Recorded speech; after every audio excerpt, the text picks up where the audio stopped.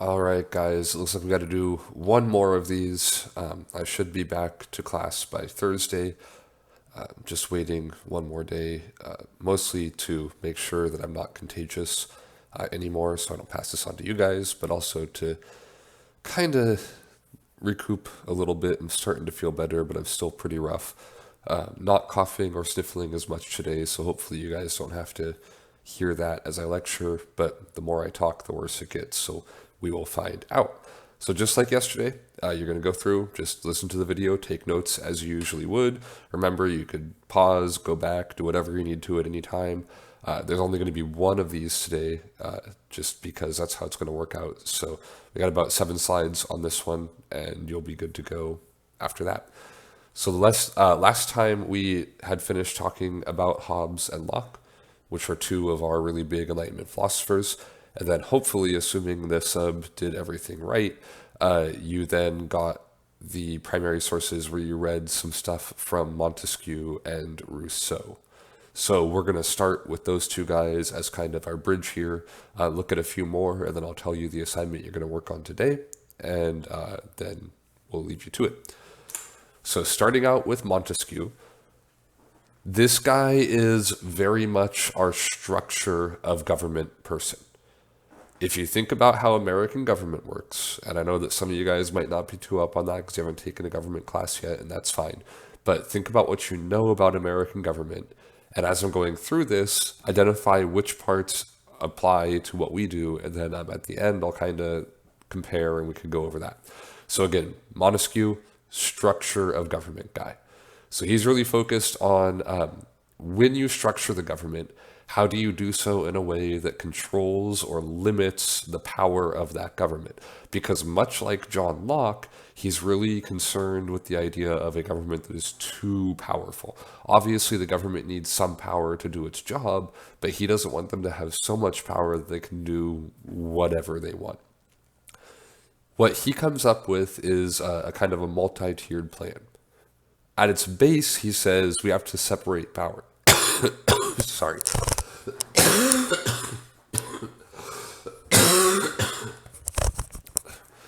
Said I wasn't coughing as much. I didn't say I wasn't coughing. That one kind of came out of nowhere too. Sorry. So anyway, he says we got to separate out powers from the get-go. The only way to prevent tyranny is to make sure that the government can't take rights away willy-nilly. They can't do whatever they want. There's some kind of breaking apart of powers. A really good way to do that, according to Montesquieu, is make 3 branches of government.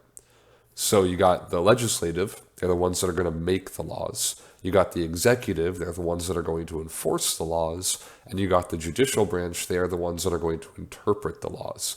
That way, if a law, for example, is unfair and takes away rights because the legislative got out of control, the executive and the judicial branch have a chance to stop that. This process is referred to as checks and balances. It means every branch of the government has a way to check or limit the power of those other branches. So if you, for example, consider that the executive branch would be like the president, the legislative branch, as you can see right now, with what's going on in American politics, can try to impeach that president if they feel they have stepped out of bounds. The executive branch, the president, on the other hand, has the ability to veto laws that are passed by the legislative branch. The legislative branch can then try to vote to override that veto, so it's a little bit of a limited check and balance. But you can see where all of that goes there. The judicial branch, of course, can declare laws unconstitutional. They all have ways to kind of control the others and stop them from getting too far out of bounds. So if we look at which of Montesquieu's ideas did America take, all of them. We do the separation of powers, we have 3 branches of government, and the idea of checks and balances is written directly into our Constitution. So Montesquieu is not only a big structure of government dude, we pretty much just said, yeah, we like the way that he structures government, and we did the same thing with ours. Rousseau is so remember how I talked about like Hobbes and Locke believed inherently good, inherently bad with people, and Locke believed people are inherently good, Hobbes believed people are inherently bad. Rousseau believed people are inherently just like the best. People are wonderful. So as you can see from our meme over here, Hobbes thinks people suck. Rousseau thinks people are just happy, lovely, wonderful bubble people. So he very much believes in the essential goodness of people. He also, much like Hobbes and Locke, talked about the social contract. In fact, he talked about the social contract so much that he wrote a book that is just called The Social Contract. So obviously, he's not the first one to talk about the social contract, but he does write an entire book just about it. And basically, the main conclusion he comes to is that core idea that governments can only rule with the consent of the governed. And because he's so big on the consent of the governed, then Rousseau believes, number one, democracy is best. Beyond that, direct democracy is best because that allows everybody to vote. And he's really big on the idea of what is referred to as the general will, which is the majority of people, the general public, decide something. Once the majority has made their decision, that is what is best. And the general welfare. So he believes that the general will of the people will generally give them welfare. It'll do what's best for them, right? This works really well for the majority of society, but obviously if you're in the minority, you're not part of the general will or the general welfare. So sucks to be you. Hold on, I got a cough again. Sorry.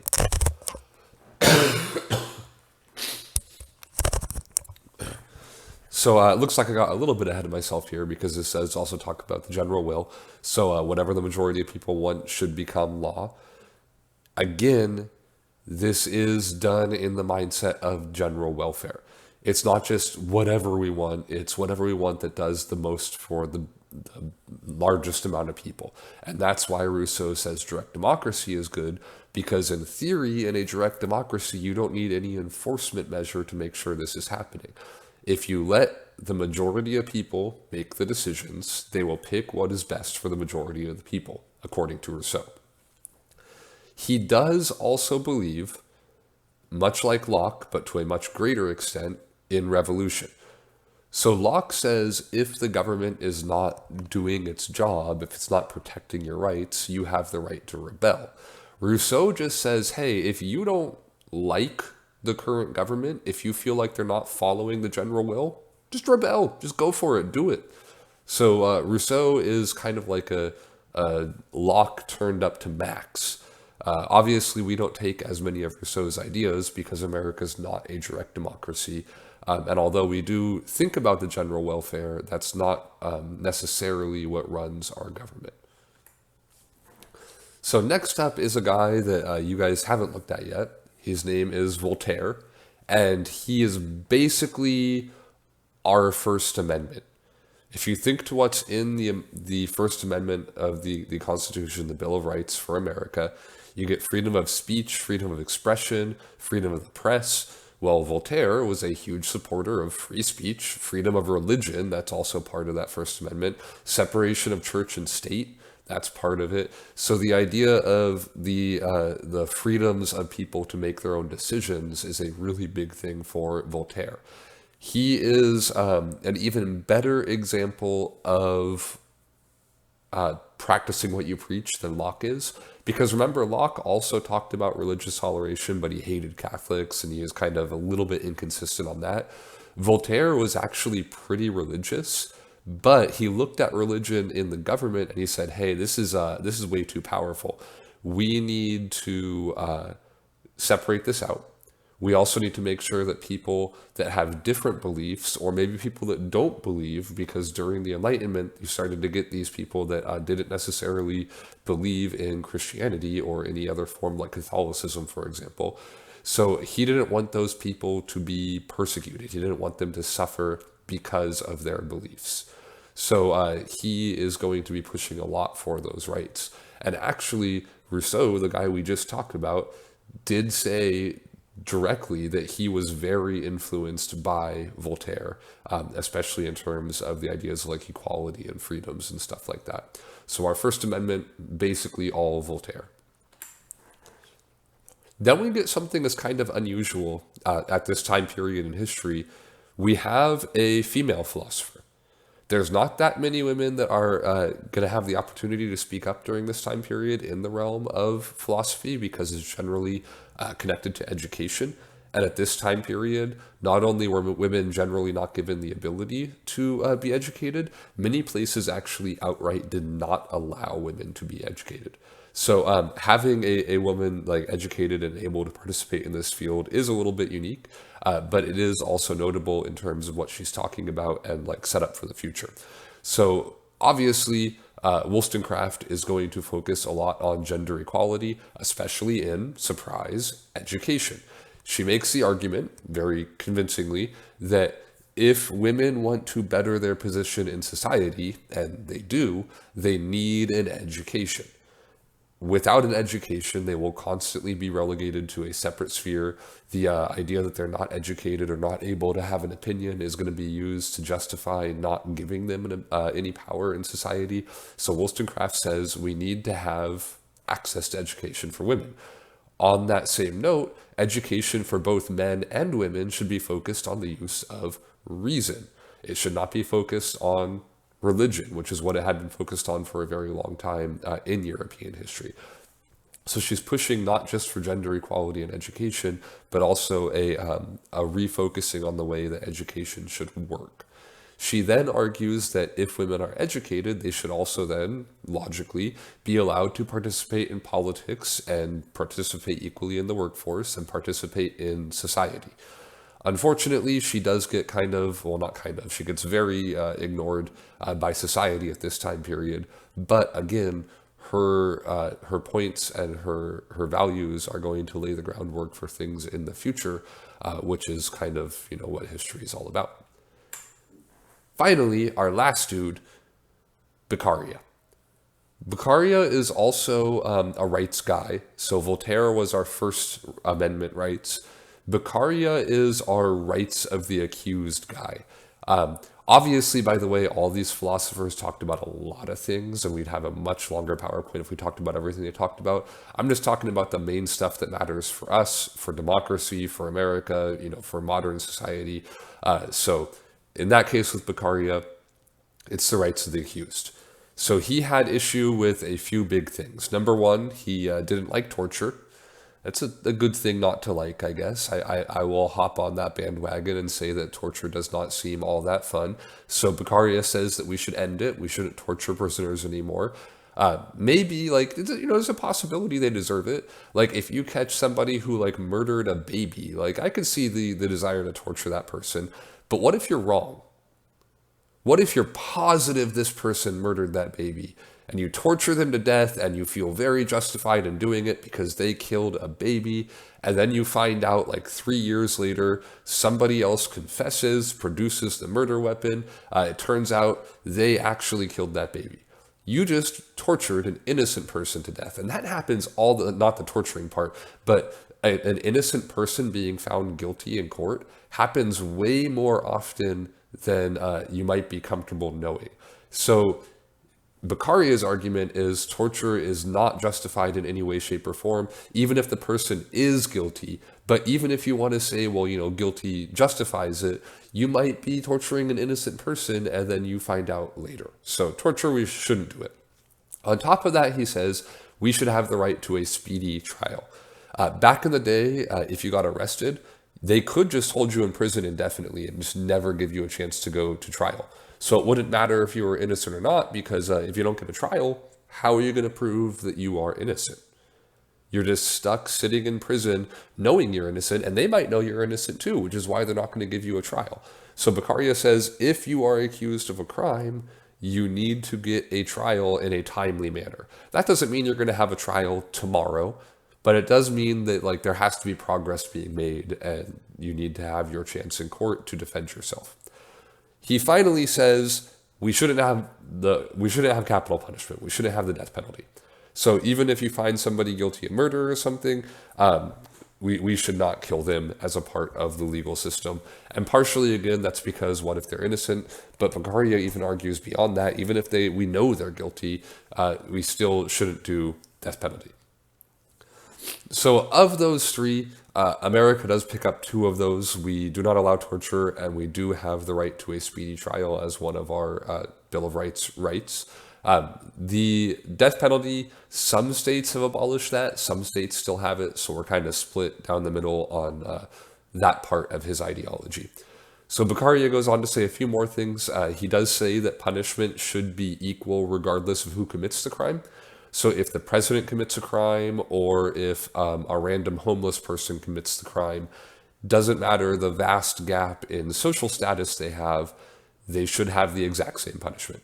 So this goes back to that idea that we brought up multiple times, the idea of written law applying equally to all members of a society. In theory, America follows that one, but in practice, there is a lot of controversy in America over whether or not money can maybe bend the law quite a bit for you. And I'll leave it up to you guys to decide what side of that argument you fall on. Finally, Beccaria does talk about education as well. It's in the context of crime, though. Beccaria says, if you want to reduce crime, what you should do instead of, threatening torture and capital punishment and just trying to arrest everybody, the best way to solve crime, he says, is to educate people. If people are educated, if people understand their position in society, the importance of society, and also if they have options to do things that aren't crime, they won't commit crime. That's something that we actually talk about a lot in modern American society, and really in global society, because there are some countries that are very focused in their legal system on reform. When somebody commits a crime, the goal is to educate them, to make them realize their wrongdoings, and then release them. And some countries have had very real success with that, whereas other countries argue that is not the point of a legal system. The point of a legal system is to punish these people. They shouldn't be rewarded for committing crimes. And again, I'll leave it up to you to decide which side of that debate you fall on. Finally, then, our impact of the Enlightenment, like we saw with the impact of Greece and Rome. We want to see the overall point of this then. So the Enlightenment is incredibly important. This is one of those turning points in world history where almost everything about life is going to be affected by Enlightenment ideas. At its core, though, the three main areas that are going to be challenged are going to be kind of governmental and religious, because the big impact of the Enlightenment is people questioning ideas that have been held about society in that very Greek philosopher fashion. You question everything around you. So they question, for example, the divine right of kings. Remember, divine right refers to the idea that the monarchs say God gave them the power to rule. So did God really give them that power to rule? And even if he did, should that matter? Should rulers get their permission to rule from a divine entity, or should it be from the people they govern? And obviously our social contract fans would argue the second one of those. There's also going to be a lot of questioning over how much power the church has in government. Should that separation of church and state occur? And finally, inequality. A lot of those philosophers we're looking at were actually upper class, but they are increasingly questioning, why do those upper social classes get so much power? Why isn't everybody being treated equally? Isn't equality a core part of existence? So the reason why these are so important is because they are going to tie directly into a wave of revolutions, a lot of which we're going to look at next unit, that are going to massively change the way the world works. We're going to start seeing countries with these revolutions becoming democratic. Then democracy is going to become kind of the default form of government around the world. All of that is going to build directly out of this period called the Enlightenment. So your job for the rest of today, and if you have started to kind of tune out at this point, please tune back in. These are instructions. They're super important, so you know what you're doing. I'm going to tell the sub to also tell you, but please keep what I'm saying in mind. First thing I really want you to pay attention to, I'm going to put it now, not at the end, so you pay attention to it. There are examples of these up on the wall. If you look up at the TV, to the right of them, so in that space in between the TV and the whiteboard that has a bunch of the animal pictures on it, there is a column of stuff that has been put up there. A couple of those are examples of these cards. So you've got ones you can look at to kind of figure out in general what I'm looking for. When you go up there, please don't lean against the whiteboard and, erase anything. But basically what you're doing is we have looked at a bunch of philosophers. And for philosophers, I'm starting all the way with Socrates, going to Beccaria.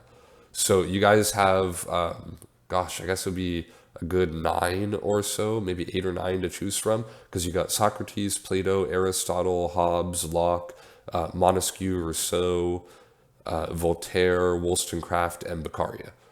So from all of those choices, you're just picking 6. Pick 6 of the philosophers that you think are the most interesting, and then you're going to make a card for them. You're going to put these cards on paper. You could either just separate a piece of paper out into 6 cards. If you want to cut them out, you can. That's up to you. You don't have to. They could all just be on the card. You could use the front and the back of the card. The design of it is entirely up to you. But what I want on each card is not as much up to you. As you can see on our examples over here on the side of what these cards generally look like, I think I mentioned at the beginning of the semester, I am a big nerd and I play Magic the Gathering. So I got one of those examples over here. So much like you see on these cards, you're going to put the name of the philosopher on the card. For their major ideas, that's what you're going to put in this section down here where the text is. I want you to summarize what they do.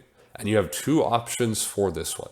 You could either just give me like a really straightforward, plain, summarized account of what they did, or you can make an ability. You can, by the way, also, if you're not sure if your ability represents their ideas well enough, you can give me like a summarized version of their ideas and then also put an ability on there. That's the best route to go if you want the extra credit, just to be safe. Because if you, like the Mario card here, for example, that's a really short ability. You're probably not giving me much information there, right? So getting that full extra credit and those full points, probably summarizing and giving an ability is the best idea. So if you want that extra credit though, I want you to make a special ability for the card like you see here and like you see here that represents the ideas of that philosopher. What did that philosopher say or do? How would that look? What would that look like as an ability? Put it in there. If you want to set it up, as Magic with power and toughness, or with Yu-Gi-Oh with attack and defense, whatever, that's fine too. But the ability is the key part there for the extra credit. Then I want you to throw in either look up a real quote they said or an imagined one. You're going to throw that in just like you see down here. Put in an illustration. The illustration does not have to be of the philosopher. It could be something they represent. That's totally fine. If you don't like drawing people, I get that. I don't like drawing people either. And remember, I don't grade you based on your artistic ability. I grade you based on the effort you put into the art you put on there, all right? So if it's a symbol that represents them, that's fine. It's just got to represent them in some way. Put some color on there, and you'll be good to go. That's what you're going to work on for the rest of today. And I will check in tomorrow when I come back to see how far we got. If people didn't quite have enough time to finish, then maybe we'll look at getting more time depending on whether or not the sub tells me you guys were focused and on task. So as always, please email me if you have any questions, tsmith@rjuhsd.us. I'm not at school, but I am able to respond to those emails and help out. Thank you guys for listening, and good luck working on those cards.